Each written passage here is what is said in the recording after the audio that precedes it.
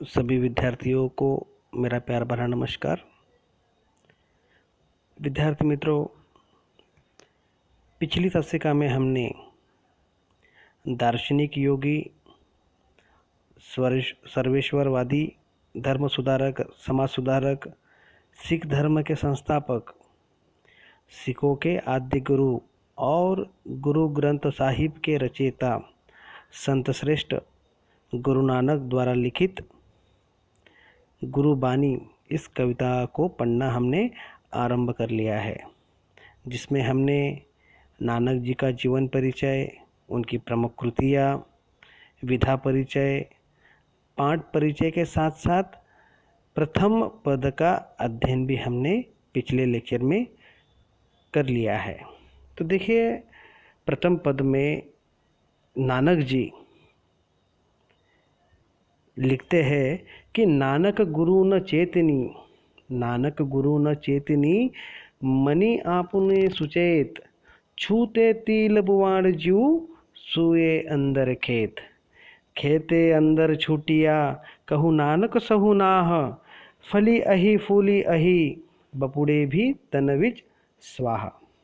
तो प्रथम पद में गुरु नानक जी लिखते हैं और कहते हैं कि जो लोग गुरु को याद नहीं करते हैं, उनकी बातों को नहीं मानते हैं, अर्थात लापरवाही बरतते हैं और अपने आप को ही ज्ञानी समझते हैं, अर्थात ये जो ऐसे लोग जो होते हैं, जो सुचेत होते हैं, सुचेत अपने आप को काफ़ी चतुर समझते हैं, ज्ञानी समझते हैं, एक बड़े पंडित समझते हैं। कहने का तात्पर्य यह है कि वे खुद चतुर बनते हैं, वे व्यर्थ ही अनायास उगने वाले उस तिल की झाड़ियों के समान होते हैं जो खेत में अंदर से जले हुए हालत में पड़े हुए होते हैं, जिसका कोई मालिक भी नहीं होता है। और दुनिया के ऐसे लोगों के साथ लोग जो है वो किनारा कर लेते हैं, अर्थात ये हमारे किसान भाई जो है, जो फसलें बोते हैं, जिन दानों को वो बोते हैं, और उन फसलों के साथ साथ अनायास ही, व्यर्थ ही ये जो घास जो है, ये तिल जो है, ये फलती फूलती दिखाई देती है, लेकिन असल में ये जो फलती फूलती दिखाई देने वाली घास जो है, तिल जो है, ये अंदर से काफ़ी मैल कुचैली होती है, गंदगी उसमें भरी होती है, मैल के सिवा और कुछ नहीं इसमें दिखाई देता है। और इसलिए दुनिया भर के लोग जो है इससे किनारा कर लेते हैं, और यहाँ तक कि ईश्वर भी इनका साथ जो है वो छोड़ देते हैं। नानक जी कहते हैं, वैसे तो वे फलते फूलते दिखाई देते हैं, पर उनके भीतर झांक कर देखे तो गंदगी और मैल के सिवा और कुछ नहीं दिखाई देते हैं। वैसे ही खेत में जली हालत में ये तिल जो है, ये पड़ी हुई हमें दिखाई देती है, वास्तविक इसका मालिक भी कोई नहीं होता है। ऐसे ही दीन दुखी लाचार जले तिलों के 100 मालिक बन जाते हैं, जबकि उन फलने फूलने वाले तिलों की फली में राख ही राख होती है। कहने का तात्पर्य यह है कि गुरु के सानिध्य के बिना यह जीवन बेकार है। इसलिए गुरु नानक जो है वो गुरु नानक जी ने प्रथम पद में गुरु की महिमा जो है वो बताई है कि गुरु का हमारे जीवन में क्या महत्व है। निर्गुणवादी संत जो है, ज्ञान मार्गी के प्रवर्तक संत श्रेष्ठ कबीर जी ने भी यही बात जो है वो मानते हैं कि भाई गुरु का हमारे जीवन में जो है वो काफ़ी महत्वपूर्ण स्थान जो है वह गुरु का होता है। वो कहते हैं कि गुरु गोविंद दोहे खड़े काके लागू पाए, बलिहारी गुरु आपने गुरु गोविंद दियो बताए, अर्थात वो जो ईश्वर का साक्षात्कार करा देने वाला, वो मार्गक्रमण करने वाला, दिशा देने वाला, मार्गदर्शक के रूप में ये जो गुरु जो है, यही गुरु हमें ईश्वर का साक्षात्कार कराता है। इसलिए सदगुरु की महिमा जो है, ये गुरु की महिमा जो है अनंत है, उसका कोई उनके गुरु के अनगिनत उपकार जो है हमारे ऊपर होते हैं। इसलिए कबीर जी ने और गुरु के बारे में कहा है कि सदगुरु की महिमा अनंत अनंत क्या उपकार, लोचन अनंत उघाड़िया अनंत दिखावनहार। और इसी तरह से गुरु नानक जी ने भी हमारे जीवन में गुरु का महत्व क्या है, गुरु की महिमा क्या है, इस तरह का वर्णन जो है, गुरु का वर्णन जो है उन्होंने प्रथम पद में किया है। तो देखिए विद्यार्थी मित्रों, अगला पद जो है, दूसरा पद जो है उसे हम पढ़ रहे हैं। अगला पद है, ये जो पद जो है इसमें गुरु नानक जी ने कर्म की महानता को बताया है। वो लिखते हैं कि जाली मोह घसी मसी करी, जाली मोह घसी मसी करी, मती कागज करी सारू, भाऊ कलम करी चित्त लेखारी, भाऊ कलम करी चित्तू लेखारी, गुरु पूछी लिखू बिचारी, लिखू नाम सलाह लिखू, लिखू नाम सलाह लिखू, लिख अंत न पारावार। तो प्रस्तुत पद में गुरु नानक जी ने कर्म की महानता के साथ साथ गुरु जो है वो किस तरह से हमें ईश्वर का साक्षात्कार कराता है, इस बारे में नानक जी लिखते हैं कि जाली मोह घरी घसी मसी करी, मति कागज करी सारू, भाऊ कलम करी चित्त लेखारी, गुरु पूछी लिखू बिचारी, लिखू नाम सलाह लिखू, लिख अंत न पारा वार। तो देखिए प्रस्तुत पद में आए हुए कुछ नए शब्द जो है, कठिन शब्द जो है, जिसमें नानक जी की भाषा जो है, ये इन भाषा में विभिन्न भाषाओं के शब्द जो है, जैसे पंजाबी है, सिंधी है, मुल्तानी है, फारसी है, अरबी है, इन भाषाओं का समावेश इन प्रस्तुत पदों में किया गया है। तो इसलिए इन शब्दों का अर्थ जो है इसे भी हमें समझना है। तो देखिए जाली, जाली का अर्थ होता है जलाकर, घसी का अर्थ होता है घिसकर, मसी अर्थात शाही, मसी का अर्थ होता है स्याही, और मोह अर्थात मोह माया, मति अर्थात बुद्धि, सारू अर्थात बढ़िया या श्रेष्ठ, भाव अर्थात प्रेम, कलम अर्थात लेखनी, चित्तू अर्थात मन, पूछे अर्थात पूछ कर, और पारावार अर्थात आर पार, जिसकी कोई सीमा ना हो, और सालाह इस शब्द का अर्थ होता है ईश्वर। तो इस पद में गुरु नानक जो है वो लिखते हैं कि सद्गुरु की भक्ति किस तरह हमें करनी चाहिए, निर्गुण निराकार ईश्वर की भक्ति किस तरह से हमें करनी चाहिए, यह बात नानक जी इन पदों के माध्यम से हमें बताते हैं। कर्म की महानता बताते हुए नानक जी कहते हैं कि गुरु द्वारा दिया गया ज्ञान ही शिष्य के लिए सर्वोत्तम पूंजी होती है। मनुष्य के मन में पल पल में मोह माया उत्पन्न होती है। मनुष्य जीवन जो है, या मनुष्य का मन जो है, उस मन में पल पल में मोह माया जो है वो उत्पन्न होती है। मोह का मतलब यहाँ पर आसक्ति, मोह का मतलब यहाँ पर आसक्ति हम ले सकते हैं प्रेम, चाहत, किसी वस्तु को प्राप्त करने के लिए लालान्वित हो जाना। तो इसे इस अर्थ में इस मोह शब्दों को यहाँ पर प्रयोग किया गया है। तो गुरु नानक जी इस पंक्ति के माध्यम से कहते हैं कि जाली मोह घसी मसी करी। हे मनुष्य, नानक जी कहते हैं कि हे मनुष्य, ये भाई मोह माया को जलाकर, इस मोह माया को जलाकर उसे घिस कर उसकी स्याही बना लो।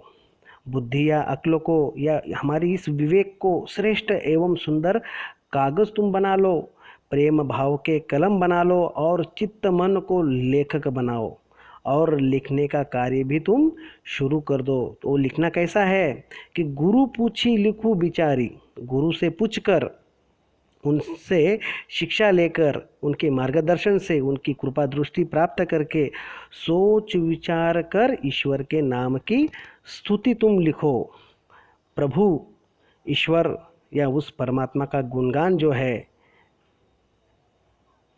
या उनके विचार जो है, उनका नामस्मरण जो है, उनके विचारों को हमें लिखना है।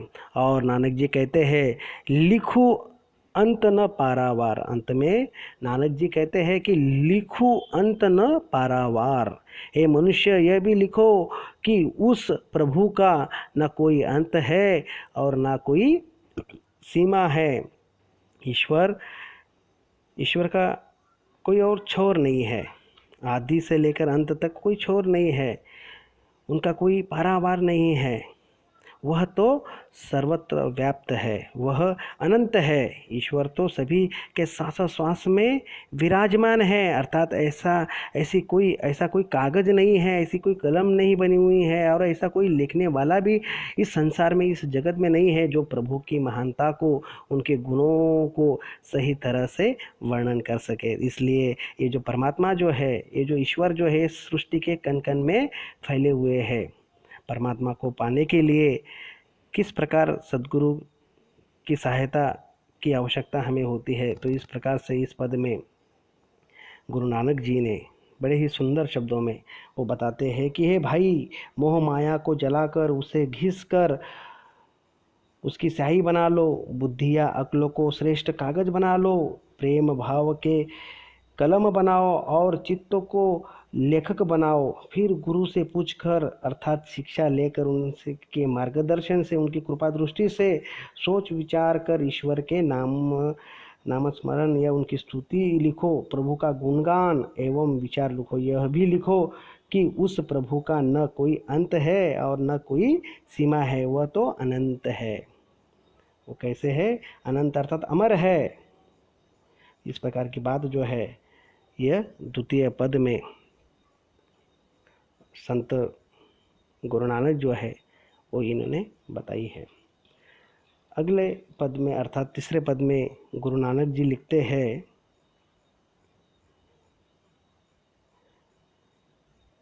मन रे अहिनिसी हरि गुण सारी, जिन खीनु पलु नामु न बिसरे ते जन विरले संसारी। ज्योति ज्योति मिलाइए सुरती सुरती संजोगु, हिंसा हऊ में गतु गए नाही सहसा सोगु। गुरुमुख जीसु हार मनी बसे, तीसु मेले गुरु संजोग। तो इसमें ईश्वर प्राप्ति की बात वो बताते हैं और कहते, उन्होंने कहा है कि मन रे अहिनिसी हरि गुण सारी। तो देखिए पहले हम शब्दार्थ देख लेंगे। अहिनिसी अर्थात दिन रात, हरि अर्थात ईश्वर, सारी अर्थात स्मरण करना, ईश्वर का स्मरण करना। पलु अर्थात पल, बिसरे अर्थात भूले, अहु में अर्थात हृदय में अहंकार, जिसे अहंकार भी हम कहेंगे। नामो अर्थात नाम स्मरण करना। तो गुरु नानक जी लिखते हैं कि वो अपने मन को संबोधित करते हुए कहते हैं कि हे मन, तू दिन रात भगवान अर्थात परमात्मा के गुणों का स्मरण कर, उसे याद करता रहे। मन रे अहिनिसी हरि गुण सारी, ईश्वर के गुणों का तुम्हें स्मरण करना है। परमात्मा ईश्वर भगवान जो है उनका तुम्हें दिन रात जो है वो भक्ति करनी है, उनके नाम का स्मरण करना है हमें। अर्थात वो निर्गुण निराकार ईश्वर की भक्ति जो है वो करने को कहते हैं कि भाई ये ईश्वर जो है चराचर में है, इसे कहीं ढूंढने की जाने की ज़रूरत नहीं है। ये जो है अनायास हमें मिल जाते हैं। तो ये हर जगह पर हमें भगवान जो है, परमात्मा जो है या ईश्वर का नाम स्मरण जो है, उनका स्मरण जो है हमें करना है, उनकी याद हमें करते रहना है। संसार में ऐसे लोग विरले होते हैं जिन्हें एक क्षण के लिए भी प्रभु का नाम वो नहीं भूलते हैं। अपना ध्यान उसमें लगाओ और उसकी ज्योति से अपने जीवात्मा को परमात्मा में मिलाकर स्वयं को प्रकाशित हो जाओ।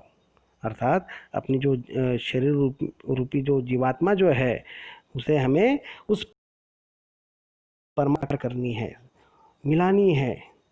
उसे मिलाकर हमें खुद को स्वयं प्रकाशित हो जाना है, अर्थात एकाकार हो जाना है, तन मन से एक हो जाना है, एकाकार हो जाना है। उसमें अपनी सुरति का मेल कर देने से हिंसा अर्थात कठोरता एवं अहंकार जो घमंड जो है, इन मैं का भाव को हमें दूर करना है। अर्थात ईश्वर प्राप्ति करने के लिए जो हमारे अंतर्गत जो घमंड जो है, अहंकार जो है, वो हमें उसे पहले निकालना है। उस हिंसा को, इस कठोरता को हमें हमारे शरीर से बाहर निकाल करना है, हमें शुद्ध करना है। और तभी हमें उस ईश्वर, उस परमात्मा, उस निर्गुण निराकार ईश्वर जो है उसका साक्षात्कार हमें होता है। ऐसा गुरु नानक जी कहते हैं।